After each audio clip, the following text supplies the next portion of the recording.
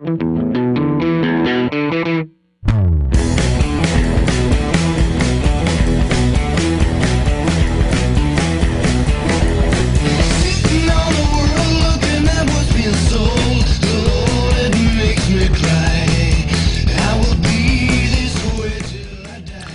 of these words mean what you likely think they mean, because although they look like they're written in English, it's actually a language called legalese, and it is what the lawyers generally use to deceive a population into consenting to their governance and control. Of course, it's all about money and how they put it into circulation. And of course, they offer it to you and you accept a loan so that you can do something like get an education, when in fact, however, the end result is a burden of debt, which will require you to go to them for remedy. They are like magicians, but they use words and they pull the law from their hat. In this lesson, we're going to learn what some of the more deceptive words truly mean, and we will look at how to figure out the meanings of other words. Now bear in mind, the meaning of a word is not given merely by its definition. That's only one part. You must look first at the assumption that the definition is resting upon. Then you must look at the implication that the definition creates. It is only by doing this that we can see the true meaning of a word.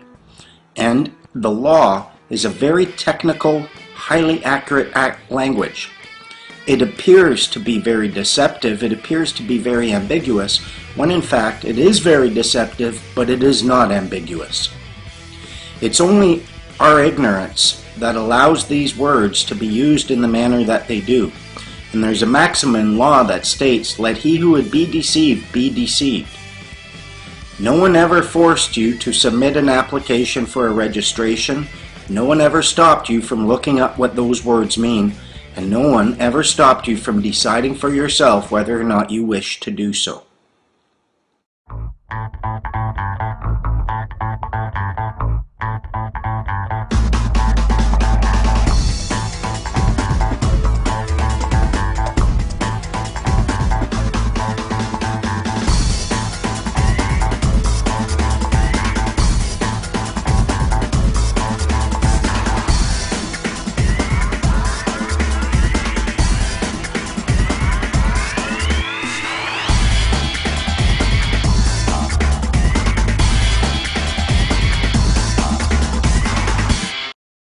To understand the power of words, you're going to need some tools.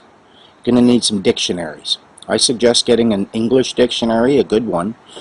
Turn of the century ones are fantastic if you can find one. Get a Black's Law dictionary, a 3rd or 4th edition.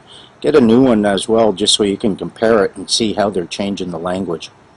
You'll want a Bouvier's dictionary and a Canadian Law dictionary. Collect them if you can. But bear in mind, the definitions you find do not give you the meaning of a word. The meaning of a word is only found when one looks at the assumptions that the definitions must rest upon and then examines the implications created by those definitions. It's by doing this that you will see the meaning of the word.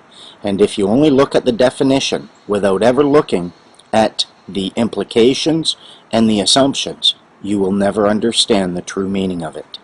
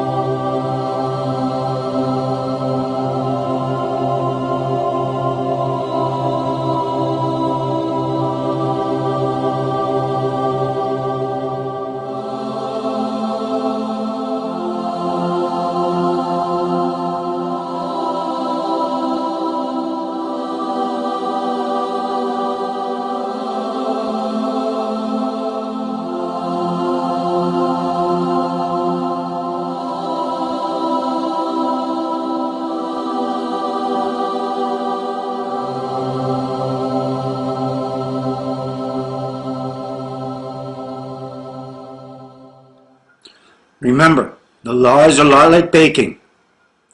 And there's a rule when it comes to baking. If it doesn't have peas, it's not a chicken pot pie. Don't call it chicken pot pie if it doesn't have peas. And you must look at also this when it comes to the law. If there is no remedy, the liability is unlawful. Never forget that. Whether you're making chicken pot pie or you're deconstructing statutes, there must always be remedy, just like there must always be peas in your chicken pot pie. Believe it or not, you're not going to be dealing with alien invaders from another planet using super magical weapons. You're dealing simply with human beings using words. That's all. Their greatest tool is to get you to assume that they know what the words mean and you do not. That's their greatest tool, is to get you to operate upon assumption that these words mean something that they don't. This is easy to deal with. It means you have the right and the power to ask questions. And if you start asking questions concerning the meaning of the words, they start to lose their authority. If someone comes to you and claims, this body of words right here gives me authority over you, and you must do what I tell you to do now, and you say, really? What does that word right there mean? And they say, I have no idea. What happens to their authority? Now, authority is a funny word because that's what we're all starting with. So let's look at that concept and start with this word, authority.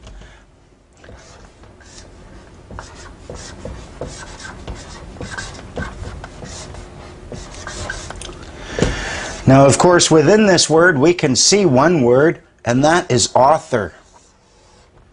And then itty, author of the itty. What would this itty be? Well, actually, it was a contraction, and it was the author of the writ.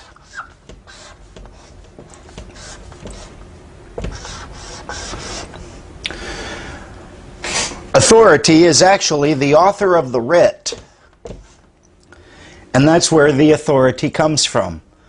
And, hey, let's not forget the concept of equality here. You have the power to author your own writ.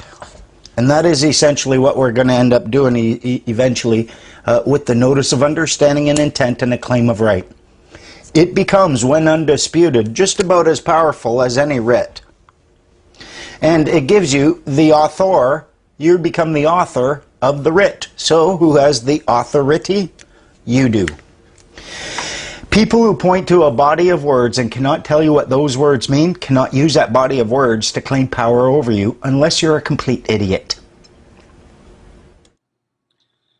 Now, if we're going to be studying the meaning of words, a lot of people think they can look at a definition, read a definition, and know the meaning. But that's not entirely the case. A definition really is simply someone's opinion, and a dictionary is a collection of someone's opinions on all the words they could think of. If we want to learn what a word's meaning truly is, we need to look at more than the definition. So meet me at camera 2. Camera 2. Okay, so now what we're going to be doing is we are going to be determining what a word's meaning is in order to find the power in that word. As I said, many people, they make the mistake of looking only at the definition. We're not going to do that. We're going to look at the word application. Now, once you have a word's definition, the next thing you must look at are the assumptions that that definition is resting upon. And they always are there.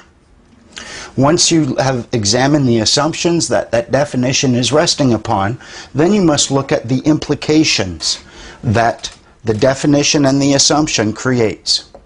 It is all of these three together that will tell you what the power of that word is, and that's what the meaning is.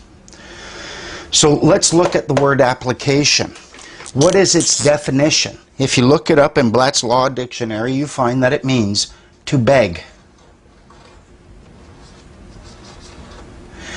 To beg, to plead, petition, implore, entreat, or request.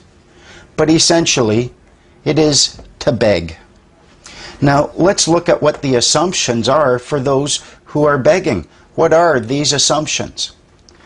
One, he who begs, they generally know exactly what they're begging for. They know what they want. Another assumption must be that they know what they're willing to give up for it. For the most part, if you're begging, it means zero.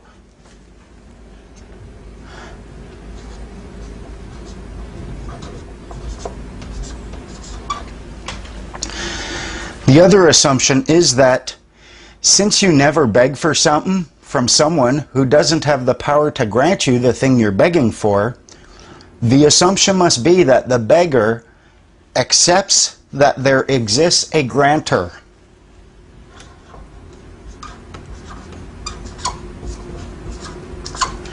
Some power capable of granting the wish or the desire or saying yes to the request or the begging.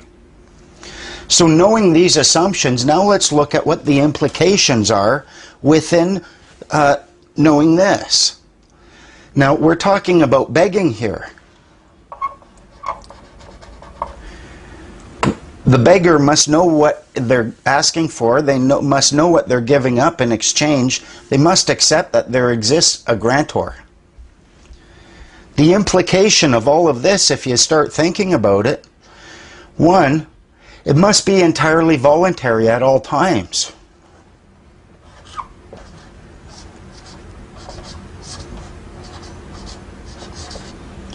No one can force you to beg, request anything.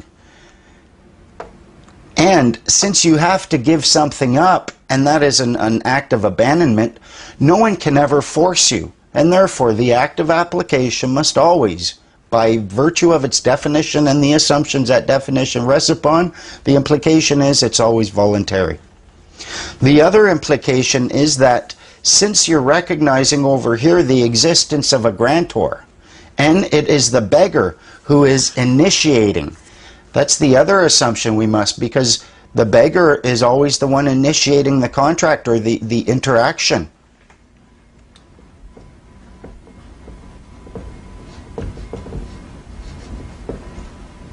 So they're always the initiator. What does this imply? It means that the grantor must be free of liability.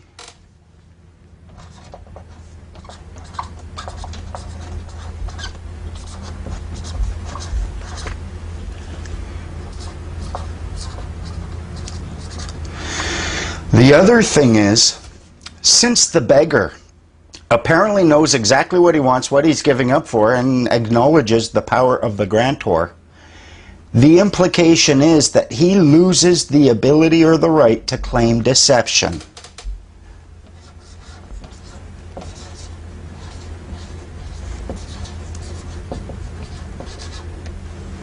Of course, if you don't know what the word application is, you're going to get hooped, not because of their deception, but because of your own ignorance. But the implication of the word application, through the definition and the assumption, the implication must be it's voluntary, the grantor must be free of liability, and there is no deception on the part of the grantor.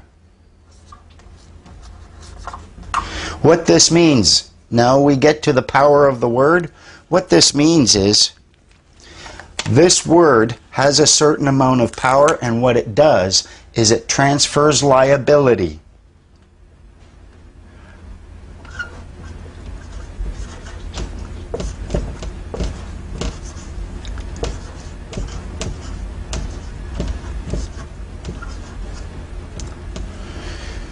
To the beggar.